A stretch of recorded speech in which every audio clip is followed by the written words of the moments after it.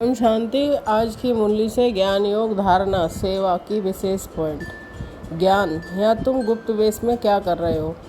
तुमको incognito unknown warriors non violence, इनका अर्थ भी कोई समझते नहीं है। तुम हो डबल अहिंसक सेना। गाया भी जाता है ब्राह्मण और देवी देवता क्षत्रिय नहीं कहते, ब्राह्मण देवी देवता नमा कहते हैं, क्योंकि क्षत्रिय तो फिर भी 2 कला कम हो गए ना। इस समय तुमको बिल्कुल सिंपल रहना है। अभी तुम ससुर घर जाते हो, ये है पियर घर। यहाँ तुम्हें डबल पिताएं मिले हैं। बाप कहते हैं पहले पहले तुम अशरीरी आए थे, फिर तुमको जाना है तुम ऑलराउंडर हो। वह होते हैं हद के एक्टर्स, तुम हो बेहद के। नर से नारायण बनना है तो कर्मातीत अवस्था जरूर चाहिए। कर्म बंधन होगा तो सज़ा खानी पड़ेगी। योग, तुम बहुत रॉयल स्टूडेंट हो, तुम्हें बाप, टीचर और सदगुरु की याद में रहना है। बच्चे खुद समझते हैं याद की मेहनत बड़ी कड़ी है।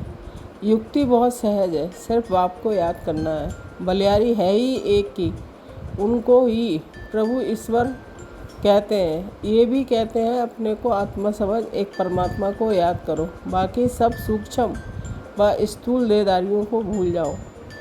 दुनिया को भूल अपने को आत्मा समझ और बाप को याद करना है। अब तब ही पाप नाश होंगे।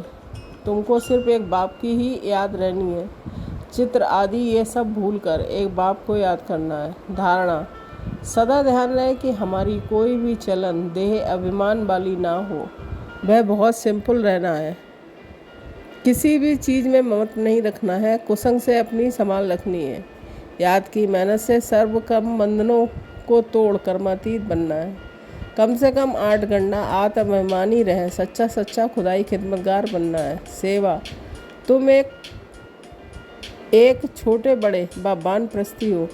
छोटे बच्चों को भी शिव बाबा की ही याद दिलानी है, इसमें ही कल्याण है।